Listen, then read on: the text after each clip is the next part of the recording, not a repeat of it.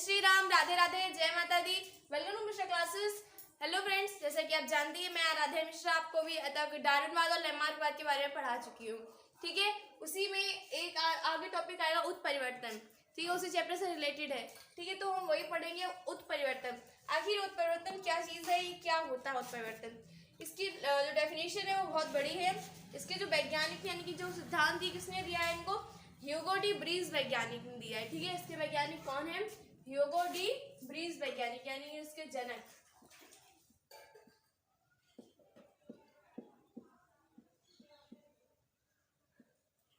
ह्यूगो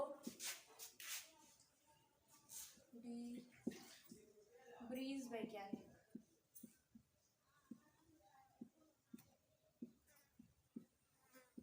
ठीक है, इन्होंने क्या सिद्धांत दिया, इन्होंने उत्परिवर्तन का सिद्धांत दिया। ठीक है, क्या जो उत्परिवर्तन के जनक है वो कौन है, ह्यूगो डी ब्रीज वैज्ञानिक।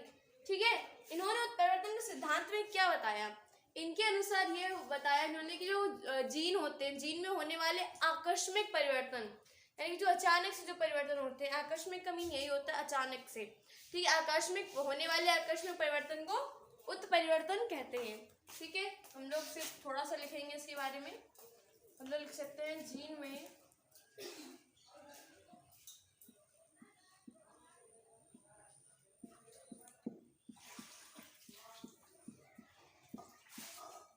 होने वाले आकस्मिक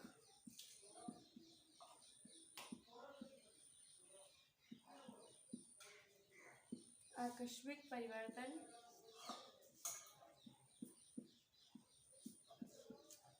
आकस्मिक जो परिवर्तन वो क्या है, वो उत्परिवर्तन है। ठीक है, आकस्मिक परिवर्तन को हम लोग क्या बोलेंगे, उत्परिवर्तन बोलेंगे।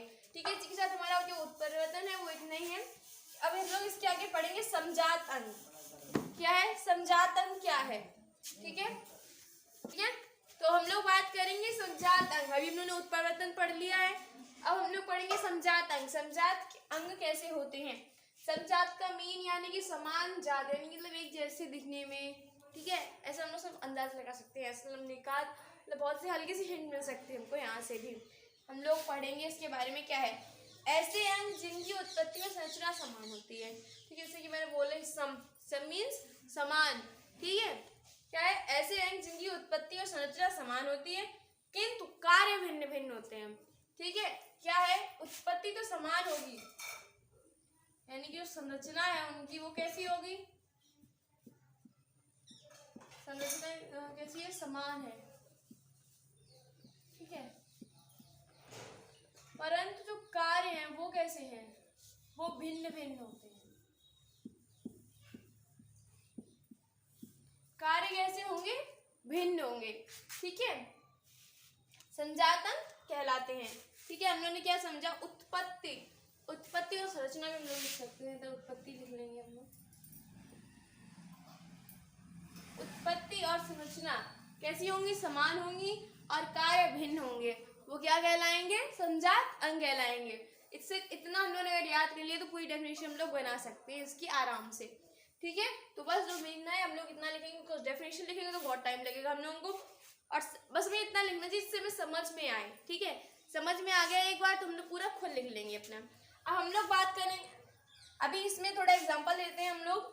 ठीक है, इनमें जो रचना होती है, इनकी में जो रचना होगी वो कैसे भ्रूणीय परिवर्तन समान होते हैं। इनकी जो रचना, इनमें कैसे भ्रूणीय परिवर्तन होता है वो कैसा होता है, वो समान होता है।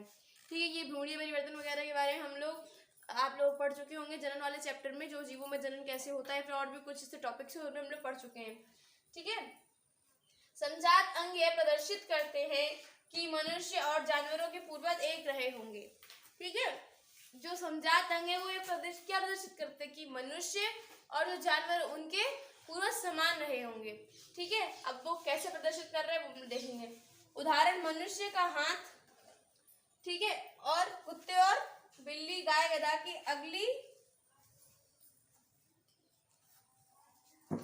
अगली टांग, पंछी के पंख। ठीक है, ये सारे कैसे समान है, जैसे कि हम लोग देखेंगे इधर मनुष्य का जो हाथ होता है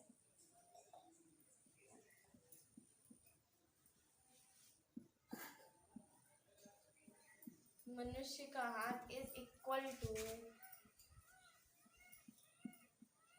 कुत्ते,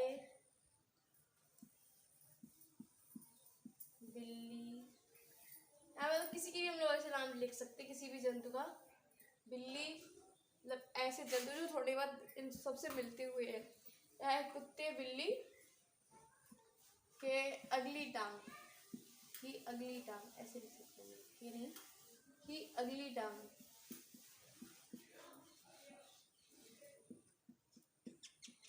ठीक है, ये क्या होते हैं, दोनों समान होते हैं, यानी कि दोनों का क्या है, समजात अंग है ना, क्या है, दोनों लोग यूज क्या है, जो इन लोगों का दिखने का आकार है वो बिल्कुल सेम है। ठीक है, क्या है, मनुष्य का हाथ जो था वो कुत्ते बिल्ली की अगली टांग के बराबर होता है। ठीक है, ये चीजें तो किसका उदाहरण, ये समजात अंग का उदाहरण। ठीक है, अब हम लोग बात करेंगे समृद्धि अंग क्या होते हैं, जिनकी उत्पत्ति और संरचना कैसी होगी, अलग अलग होगी। कैसी होगी, मतलब ऐसे हैं जिनकी उत्पत्ति और संरचना कैसी होगी, अलग अलग होगी, परंतु कार्य समान होते हैं। ठीक है, मतलब उसका बिल्कुल अपोजिट है, उसमें क्या उत्पत्ति और संरचना अलग अलग है, मतलब उत्पत्ति संरचना समान है और कार्य भिन्न है। इसमें क्या है, उसमें उत्पत्ति और संरचना कैसी है, असमान है, यानी कि अलग अलग है, लेकिन कार्य कैसे है, कार्य समान है। ठीक है, कार्य भिन्न, यानी कि बिल्कुल उसी को हम लोग अपोजिट कर देते हैं। यहाँ पर कैसे लिखेंगे हम लोग, उत्पत्ति एवं संरचना, सिर्फ दो हम लोगों को ऐसे बनाने, उत्पत्ति एवं संरचना, और हम लोग क्या लिखेंगे, कार्य। इससे हमारी पूरी डेफिनेशन कंप्लीट हो जाएगी सिर्फ ये दो लिखने से। ठीक है, क्या है, उत्पत्ति एवं संरचना कैसी होगी, इसकी असमान होगी। क्या लिखेंगे हम लोग, असमान, यानी कि असमान मतलब अलग अलग, भिन्न भिन्न होती है। और कार्य कैसे है, कार्य समान होते हैं। कार्य कैसे है, इसके कार्य जो होते हैं वो समान है।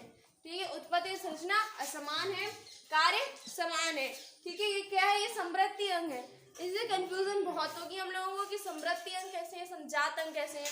देखो, समजात अंग में क्या था, हमने आपको पहले बताया, सम मीन्स एक जैसे, और जात मीन्स यानी कि जात, हम लोग जात किसको बोलते हैं, एक जैसे जात के हों। ठीक है, स्पीसीज। ठीक है, जात इंग्लिश में क्या बोलते हैं, स्पीसीज। ठीक है, तो वो सारी चीजें हैं। इसमें समृद्धि अंग, सिर्फ हम जात अंग को आप समझ लीजिए उसके नाम से, कि जिसकी जात यानी जिसकी जात से हम लोग समझ सकते हैं हाथ पैरों की संरचना। ऐसे ही हाथ पैर की संरचना यानी जिसका स्ट्रक्चर है बॉडी का वो समान हो सकता है, वो समान होगा, और जो कार्य होंगे वो भिन्न भिन्न होंगे। ठीक है, इसका उदाहरण क्या है, कीट के पंख तथा चमगादड़ के पंख।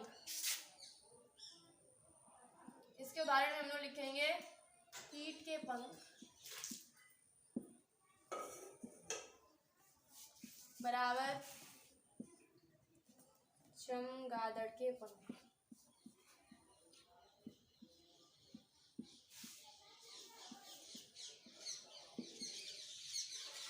देखो क्या है, कीट के पंख का स्ट्रक्चर कुछ अलग होगा। कीट के पंख का स्ट्रक्चर बहुत अलग है, जैसे कि ये इस टाइप से बटरफ्लाई का हो जाएगा।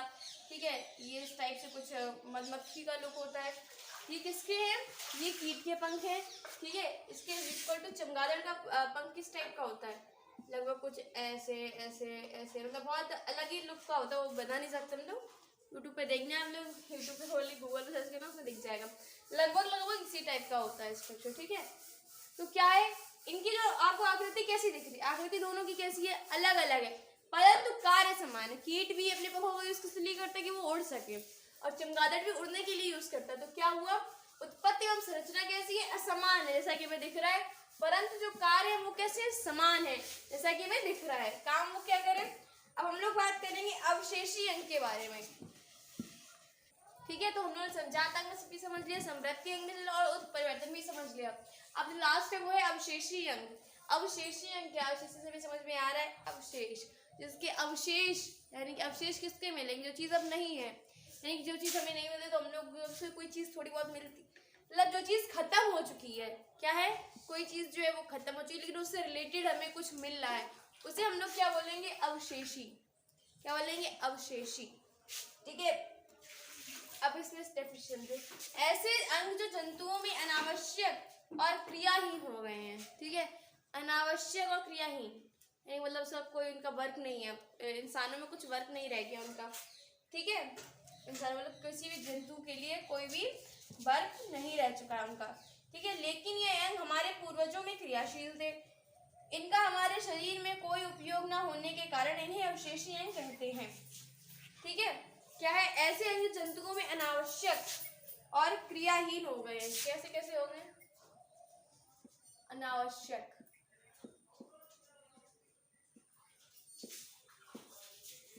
अनावश्यक, क्रियाहीन, क्रियाहीन, क्रियाहीन हो चुके हैं। कैसे हो चुके हैं? क्रियाहीन हो चुके हैं। ठीक है, अनावश्यक और क्रियाहीन हो चुके हैं। और क्या है, लेकिन यह अंग हमारे पूर्वजों में क्रियाशील थे। कैसे है? ये जो अंग है वो कैसे है? जो हमारे पूर्वज थे उनमें कैसे थे? क्रियाशील थे। पूर्वजों में क्रियाशील थे। क्या है ये? पूर्वजों में जो थे वो कैसे थे? क्रियाशील थे।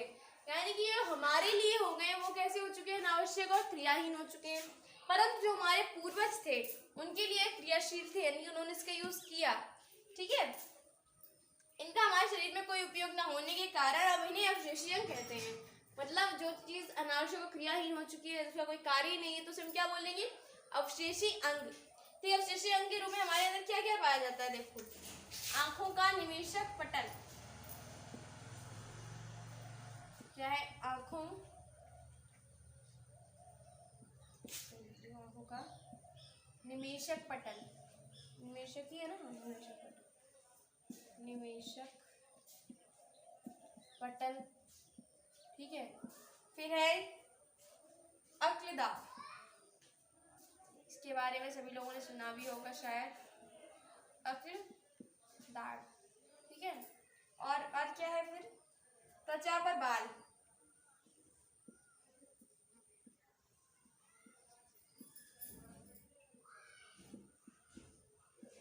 त्वचा पर बाल। और क्या है? पुंछ कशेरु का। ठीक है, क्या है? पुंछ कशेरु का।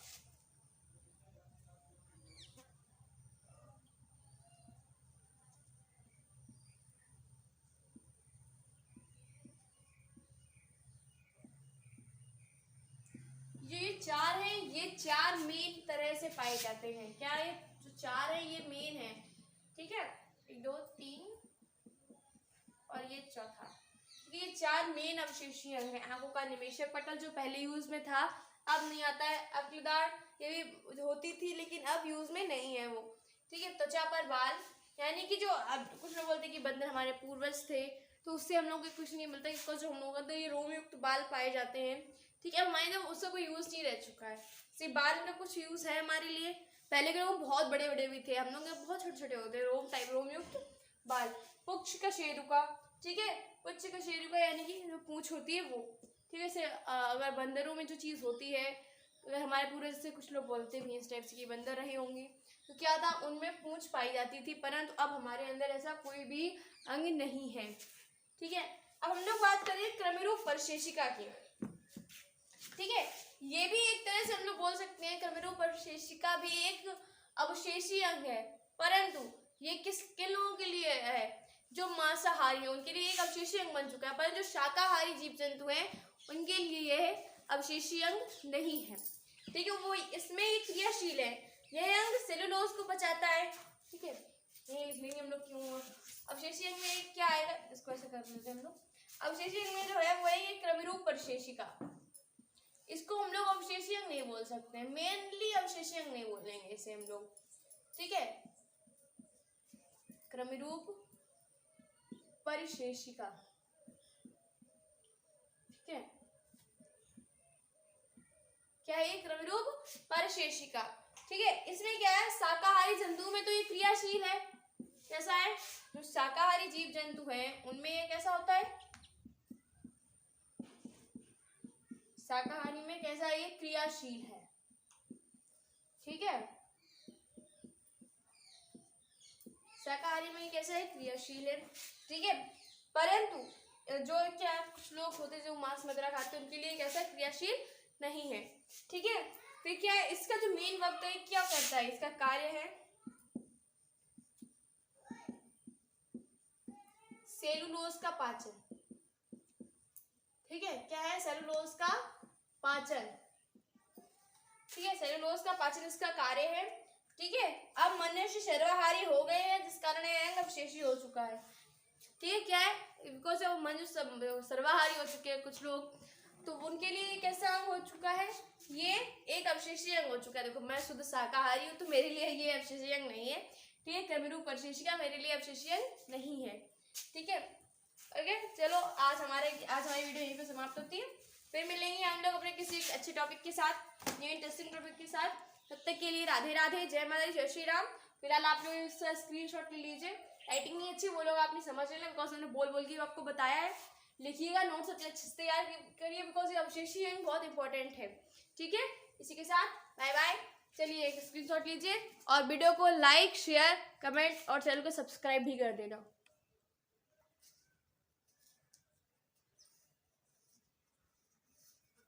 आज हमने किस किस के बारे में बात की, उत्परिवर्तन, समजात अंग, समवृद्धि अंग और अवशेषी अंग के बारे में आज हमने